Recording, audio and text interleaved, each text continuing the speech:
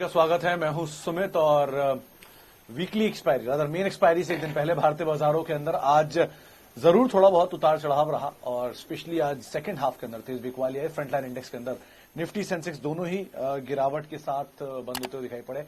Higher level से तेज बिकवाली आप कह सकते हैं इस इंडेक्स में देखने को मिली। स्मॉल कैप इंडेक्स आज हरे निशान में था और स्टॉक स्पेसिफिक स्टोरीज काफी साउंड थी, लेकिन मिड कैप इंडेक्स में आज भी हायर लेवल से बिकवाली मोरलेस फ्लैट होकर दोनों इंडेक्सेस आज बंद होते हुए दिखाई पड़े। तो फ्रंट लाइन इंडेक्स में प्रेशर, उसके अलावा आज जो बिकवाली रही हायर लेवल से वो थोड़ी बहुत मिड कैप और थोड़ी बहुत स्मॉल कैप के अंदर जरूर आते हुए दिखाई पड़ी। सेक्टर स्पेसिफिक आज बढ़िया मूव आता हुआ दिखाई पड़ा आपको। आईटी के अंदर स्पेशली फ्रंट लाइन आईटी में तो खरीदारी थी, सेकंड हाफ में मिड कैप आईटी से स्टॉक्स भी तेजी के साथ ट्रेड करते हुए दिखाई पड़ रहे थे। इसके अलावा आज बिकवाली थी बैंकिंग में, रादर बड़ी तेजी के बाद थोड़ी बहुत बिकवाली यहां पर बनती भी है। मेटल में करीब करीब 2% का प्रेशर मेटल इंडेक्स में भी आता हुआ दिखाई पड़ा और यहां पर भी कल सेकंड हाफ के अंदर तेज खरीदारी थी। उसके बाद आज बिकवाली आते हुए दिखाई पड़ी। कुछ हद तक बिकवाली आज ऑयल एंड गैस में भी थी, रफली 3/4% के आसपास बिकवाली यहां थी। टेक यानी कि टेलीकॉम स्पेस में खरीदारी थी भारतीय एयरटेल, जिसमें एक अच्छा मूव आता हुआ दिखाई पड़ रहा था। इसके अलावा ऑटो में 0.5% के आसपास की बिकवाली नंबर्स का एक रिएक्शन था, मिला जुला रिएक्शन कह सकते हैं। मारुति में खरीदारी थी और बाकी शेयरों के अंदर आज कुछ बिकवाली आते हुए दिखाई पड़ी। नंबर्स का इंपैक्ट था, नंबर्स पे मारुति ने रिएक्ट किया, नंबर्स पे आज रिएक्ट किया बैंक्स ने, पीएसयू बैंक्स के अंदर यूनाइटेड स्पिरिट्स ने आखिरी में क्या जोरदार तेजी आई और बहुत ही शानदार नंबर यूनाइटेड स्पिरिट्स ने पोस्ट किया, जिसके बाद उछाल देखने को मिला। अपने ऑल टाइम हाइस के बेहद नजदीक है, 893 895 के स्तरों पर क्लोजिंग दी है। 915 के आसपास शेयर्स का ऑल टाइम हाई है। एक स्ट्रॉन्ग नंबर के बाद यहां पर मूव आया। यूनाइटेड ब्रिवरीज के केस में हैनिकन की तरफ से भी कुछ बयान आए थे, यूनाइटेड ब्रिवरीज ने भी कुछ बयान दिए थे, लेकिन रिएक्शन बहुत ज्यादा वहां पर आता हुआ दिखाई नहीं पड़ा। अभी यूनाइटेड स्पिरिट्स के नंबर्स की कॉल होगी, रिपोर्ट्स आएंगी, उसके बाद यहां पर कुछ ज्यादा बेहतर पिक्चर क्लियर होते हुए दिखाई पड़ेगी। लेकिन हाँ, प्राइमा फेसी जो नंबर अब तक आप देखने को मिले हैं वो बहुत स्ट्रांग आए थे और लास्टली जो नंबर अभी कुछ देर पहले आए हैं वहां पर एक अच्छे आंकड़े आते हुए दिखाई पड़े हैं। चलिए अब शुरुआत करेंगे आज सवाल जवाब के सिलसिले की और बातचीत कर लेंगे कुछ दर्शकों के सवालों को लेकर भी। सबसे पहला सवाल, टाटा कम्युनिकेशन। निधि जी, आप बनी रहिए, निचले स्तरों पे खरीदारी करिए। दो बहुत ही बेसिक लॉजिक आपको बताता हूं। पहला कि एक 1170 रुपए में इसमें टाटा ग्रुप ने स्टेक खरीदा है, जो सरकार ने अपना स्टेक बेचा था वो उन्होंने 1170 रुपए पर शेयर में खरीदा है। तो अगर 1170 रुपए में टाटा ग्रुप को इसकी वैल्यू सही दिखाई पड़ रही है तो हमें भी फेयर वैल्यू दिखेगी वो एटलीस्ट। दूसरा, इसके इस क्वार्टर के नंबर अच्छे थे और लगातार दूसरा क्वार्टर जबकि नंबर अच्छे आते हुए दिखाई पड़े, अच्छे नंबर आए, हायर लेवल पे गया, वहां से टूटा। तीसरा और एक बहुत क्रूशियल, तेजस नेटवर्क को इस कंपनी ने खरीदा था 300 रुपए, 280 रुपए में खरीदा था और खरीदारी के बाद से वो स्टॉक आज 400 पौने 500 रुपए की रेंज में कहीं पहुंच चुका है। तो जब तेजस जैसी कंपनी को खरीदने के बाद उसकी वैल्यू इतनी रेट हो सकती है, तो ये तो पेरेंट है उसका, तो अपने हिसाब से उसकी वैल्यू खुद ही लगा लीजिए क्या होगी। अच्छी कंपनी है, टाटा ग्रुप की कंपनी है, world largest under sea cable asset own करती है, तो बढ़िया कंपनी है, आप जरूर खरीदारी कर सकती हैं। लोअर लेवल पर बने भी रह सकते हैं। Growth share 50% CAGR. सुबीन साहब, कुछ ज्यादा नहीं मांग लिया आपने? 50% सीएजीआर बाजार में अगर 15 से 20% सीएजीआर मिल जाए ना अगले 10 साल के लिए या 20 साल के लिए, तो ऐसे शेयरों को छोड़ा नहीं जाता, इनको लेकर रख लिया जाता है, हमेशा अपने कोर पोर्टफोलियो का हिस्सा बनाया जाता है। 20% सीएजीआर यानी कि आप एक जमाने में, मतलब पुराने समय का मुझे आइडिया नहीं, लेकिन पुराने जमाने में ऐसा भी कहा जाता था कि एक एफडी जो कि 7% से 8% ब्याज देती थी वो 3 साल में पैसा डबल कर देती थी या 5 साल मैक्सिमम पैसा डबल कर देती थी। 15% में तो हर 3 साल में या 2 साल में पैसा डबल होने लग जाएगा या 4 साल में पैसा डबल हो जाएगा। अगर ऐसा हो रहा है तो इस तरह की सीएजीआर को कभी छोड़ा नहीं जाता। Asian paints one of the best companies जिनको मैंने हाल फिलहाल में पढ़ा है, उसमें 28% की सीएजीआर है पिछले 20 साल की।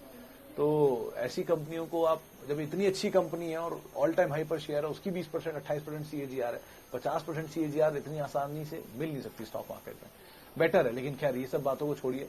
15 से 20%, 25% सीएजीआर अगर कोई कंपनी देती है हर साल और 10 साल से दे रही है बारिंग फ्यू ईयर्स, तो आप उनको जरूर ऐड करिए अपने पोर्टफोलियो में, वो अच्छी ही कंपनियों में शामिल है। काम कर रहा हूं इसके ऊपर, कुछ जल्दी ये डेटा भी आपसे शेयर करा जाएगा। अच्छा, आगे बढ़ते हैं। चलिए, आवाज नहीं आ रही सर, इतनी तेज तो बोल रहा हूं, अभी भी आवाज नहीं आ रही। संतोष जी, पूरी कोशिश कर रहा हूं, जितनी आवाज दे सकता हूं उतनी तेज बोल रहा हूं। अब टेक्निकल स्नैग है तो कुछ कह नहीं सकता मैं इसका। रेडिको खैतान और बोरोसिल रिन्यूएबल, रोहित जी, रेडिको खैतान बढ़िया तेजी दिखा चुका है ऑलरेडी, जोरदार तेजी इनफैक्ट इस शेयर में आ चुकी है।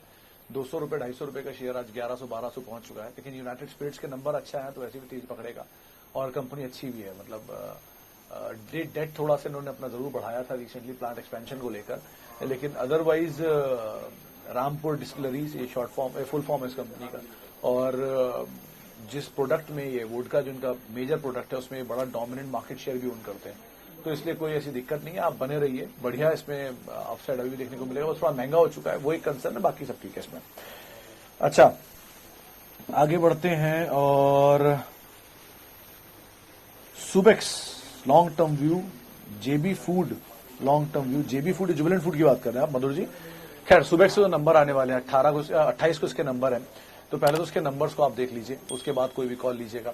वैसे तो ये शेयर बहुत टूट चुका है, 74 रुपए का हाईस था और वहां से टूट के 39 रुपए तक गया, नीचे से वापस पुल बैक दिखा के 40-50 रुपए की रेंज में कंसोलिडेट कर रहा, तो अब बहुत कुछ इसमें खोने के लिए है नहीं, नीचे मैक्सिमम 45 रुपए दिखा सकता है, तो ये एक चीज है। दूसरी चीज ये भी है कि नंबर्स कैसे आते हैं, क्योंकि 2 क्वार्टर के नंबर वीक थे, अगर ये क्वार्टर के नंबर जरा सा भी अच्छे आ जाते हैं तो शायद स्टॉक में बढ़िया तेजी आते हुए दिखाई पड़े, तो उस लिहाज से वैसे देखिएगा। जुबिलेंट फूड बढ़िया कंपनी है, इसमें तो कोई दो राय नहीं है, 72% मार्केट शेयर ओन करती है डोमिनोज पिज्जा के थ्रू, मास्टर फ्रेंचाइजी है उनकी, भारतीय ग्रुप की कंपनी है, 2010 से लिस्टेड है और one of the best IPOs रहा है पिछले एक डिकेड में। प्रोडक्ट तो अच्छे हैं ही ऑब्वियसली, और मार्केट शेयर भी डोमिनेंट है, जिस थिन बिजनेस लाइन पे कंपनी कामकाज करती है, मार्जिन भी स्ट्रांग है और नए प्रोडक्ट्स को ऐड भी कर रही है, पॉपॉइज को, डंकिन को, बिरयानी को, तो ऐसे बहुत सारी चीजें उन्होंने ऐड भी की हैं। तो ये कंपनी तो अच्छी है, लेकिन ऑब्वियसली यहां पर भी ऑल टाइम हाई पर शेयर है, नीचे मिल जाए तो बहुत अच्छी बात है, आप इसको जरूर ऐड कर सकते हैं पोर्टफोलियो में। CAMS versus HDFC AMC long term view, Sharad sahab HDFC AMC ज्यादा बेटर है, अगर दोनों में अगर आपको चुनना हो तो। खराब कैम्स भी नहीं है, लेकिन दोनों के तो बिजनेस अलग अलग है, लेकिन एचडीएफसी एएमसी को ज्यादा इसलिए बोल रहा हूँ उसकी इक्विटी का साइज बहुत छोटा है और ग्रुप बहुत अच्छा है, तो इसलिए चांसेस ज्यादा बेटर है यहाँ पर। वैसे भी ये आईपीओ के बाद से सिर्फ चला है थोड़ा बहुत, ये भी बहुत चला नहीं है, जिस तरह की एचडीएफसी ग्रुप की परफॉर्मेंस यूजुअली रहती है वैसा परफॉर्मेंस अभी दिया नहीं है, तो इसमें स्टीम बहुत बाकी है, आप इसमें बने रह सकते हैं। अच्छा जी, आगे बढ़ते हैं। HUL, ये नाम अभी मैंने देखा। जावेद साहब, HUL अगर आपके पास है तो आप बने रहिए, आप ही खरीदारी से नीचे है, ऐड करिए, और नीचे आता है और ऐड करिए, 1900 रुपए रेंज में आ जाए बहुत ही अच्छी बात है, और ऐड करिए और अपने पोर्टफोलियो का कोर हिस्सा बना के रखिए, इसे कहीं बेचिए मत। 10 में से 9 घर HUL यूज करते हैं, मल्टीनेशनल जाइंट है, मतलब हम सबके घरों में इस्तेमाल होता है, ऐसा कुछ भी नहीं है जो आप अनोखा देखेंगे इस कंपनी में, और इसके प्रोडक्ट कभी इस्तेमाल होने हमारे यहाँ बंद भी नहीं हुए हैं। तो और बड़ी चीज, एक बड़ी इंटरेस्टिंग चीज में यह आई थी कि 2019 में एक ब्लॉक डील हुई थी जिसमें जीएसके ने कुछ शेयर बेचे थे HUL के, वो लास्ट टाइम था जब इसमें इक्विटी सप्लाई हुई थी। पिछले 15 साल में HUL में नई इक्विटी आई नहीं, ना बोनस ना स्प्लिट के जरिए, तो नहीं बोनस आया था, कोई स्प्लिट नहीं आई थी, तो मतलब शायद 10 साल में तो है, 2010 से लेके 11 साल में एक ही बार ऐसी नई इक्विटी आई है, वो है जीएसके ने जो डाली है, तो इसलिए ऐसे मौके मिलते कम है, इसको आप आराम से अपने पोर्टफोलियो का हिस्सा बनाइए, कोर पोर्टफोलियो का। हालिया गिरावट बहुत अच्छा मौका भी है। अच्छा, which one is the best one, please suggest long term, NLC India, NOCIL और एसडब्ल्यू सोलर। टफ है सर, नोसिल और एसडब्ल्यू सोलर अवॉइड कर सकते हैं, एनएलसी इंडिया मीडियम टर्म के रखिए। वैसे तीनों शेयर मीडियम टर्म के लिए, लॉन्ग टर्म के लिए आप इन्हें मत बनाइए अपने हिस्से में, लेकिन हाँ मीडियम टर्म के लिए आप इसको जरूर अपना हिस्सा बना के रख सकते हैं। लॉन्ग टर्म के लिए तीनों को ही आप शामिल मत करिए अपने पोर्टफोलियो में, अकॉर्डिंगली आपको यहाँ कॉल लेनी होगी। अच्छा जी, आगे बढ़ते हैं। इप्का लैब में लॉन्ग टर्म के लिए एंट्री कौशिक साहब कर भी सकते हैं, लेकिन फार्मा में फाइजर सबसे बेस्ट, मल्टीनेशनल जाइंट, वर्ल्ड की नंबर 1 फार्मा कंपनी की इंडिया नाम, डिविडेंड पे ऑफ्स अच्छे हैं, इक्विटी छोटी है, ठीक ठाक कंपनी है, पोर्टफोलियो कोर का हिस्सा बना सकते हैं आप उसे। इंडिया में इप्का भी बुरी नहीं है, अच्छा इसका प्रोफाइल है, मतलब जिस सेगमेंट में डील करती है वो प्रोफाइल बहुत स्ट्रांग है। इसका नंबर्स भूल रहा हूं, कुछ आंकड़े कंफ्यूज कर रहा हूं, लेकिन फिर भी इप्का डीवीसी मतलब सबसे अच्छा डीवीसी है, ऑब्वियसली बात है, फार्मा में अगर इंडिया में जाना है तो डीवीसी सबसे पहले नाम रखेंगे आप, लेकिन डॉक्टर रेड्डीज, डीवीस, इनको आप पहली तवज्जो दीजिए। हॉस्पिटल में अपोलो, इप्का भी ठीक कंपनी है, लेकिन इप्का से बेटर अगर आप चाहते हैं तो डीवीस में अगर नीचे मिल जाए तो ज्यादा अच्छा मौका रहेगा। View on Tech Mahindra new high, Sameer साहब कल ही से नया हाई बनाया था, 6% के आसपास तेजी थी, जब क्लोज टू 3% ऊपर हुआ था, 4.5 लाख करोड़ की मार्केट कैप भी बाहर हुई थी, और महिंद्रा साहब, आनंद महिंद्रा साहब ने इसका ट्वीट भी किया था कि बढ़िया मार्केट कैप आई है, नंबर्स अच्छे भी थे। वैसे भी टेक महिंद्रा ने रिसेंटली जब ये 900 रुपए के आसपास दिख रहा था तब इस पे लोग बाय नहीं कर रहे थे, लेकिन तब उस समय मानस जायसवाल ने कहा था कि इसमें आप खरीदारी करिए, बढ़िया पैसा बनेगा, और देख भी रहे क्या तेजी उसके बाद देखने को मिली है। अब थोड़ा चल तो चुका है, थोड़ा नीचे मिल जाए ज्यादा बेटर है। मतलब आईटी में टॉप 5 में आप किसी को अवॉइड नहीं कर सकते। TCS, Infosys, Wipro, HCL Tech, Tech Mahindra, ये 5 तो रखेंगे। अगर आप थोड़ा और नीचे जाना चाहते हैं तो कोफोर्ज, हैप्पीएस्ट माइंड और L&T टेक, L&T इन्फोटेक, ये 4 नाम हो गए, माइंड ट्री, ये 5 नामों को आप जरूर देख सकते हैं। सुभजीत बनर्जी अब 3 महीने के लिए बाजार को ट्रैक नहीं करता, तो इसके लिए माफी चाहूंगा, लेकिन नंबर इसके अच्छे आए, डिविडेंड भी बढ़िया ट्रिगर है। अच्छा जी, आगे बढ़ते हैं। और CDSL 611 रुपए के दाम पर खरीदारी है। ये तो साहब बढ़िया दाम पे खरीदारी है। आपने 1365 रुपए के 611 शेयर लिए हैं या 611 रुपए के 1365 शेयर लिए हैं? एनीवेज, अगर 1365 पे लिए हैं तो घबराया नहीं, बढ़िया कंपनी है, नीचे मिल जाए आप और ऐड कर सकते हैं। अगर आपने 611 पे लिए हैं तो बढ़िया प्रॉफिट है, बने रहिए, कोई दिक्कत नहीं है। समय ले सकता है क्योंकि बहुत बड़ी तेजी आई है तो थोड़ा ईज आउट होगा, लेकिन नीचे आने के बाद भी ऐसा कोई कंसर्न नहीं दिख रहा। मतलब जिस बिजनेस के अंदर है मोनोपोली है इसकी सो फार, और बड़े बड़े इन्वेस्टर्स के अंदर ऑलरेडी हैं, BSE ऐसे इन्वेस्टर है इसके अंदर, तो क्या दिक्कत है वैसे भी।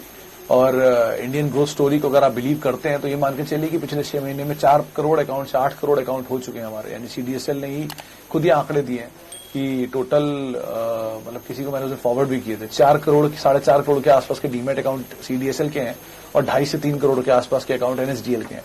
तो स्ट्रॉन्ग ट्रैक्शन इक्विटी मार्केट्स में आ रहा है और वो ट्रैक्शन बढ़ेगा ही जैसे जैसे बाजार में तेजी आ रही है, हलचल बढ़ रही है। तो आप बने रहिए आराम से, कोई दिक्कत नहीं है, समय दीजिए, पेशेंस दीजिए, कंपनी ठीक है। टाटा एलेक्सी, दीपक साहब, मतलब इस कंपनी को मैं 800 रुपए से ट्रैक कर रहा हूं। जब 800 रुपए पे होती है तब मैंने पहली बार कुछ जानकारी कुछ दोस्तों यारों ने खरीदारी भी की थी इसमें।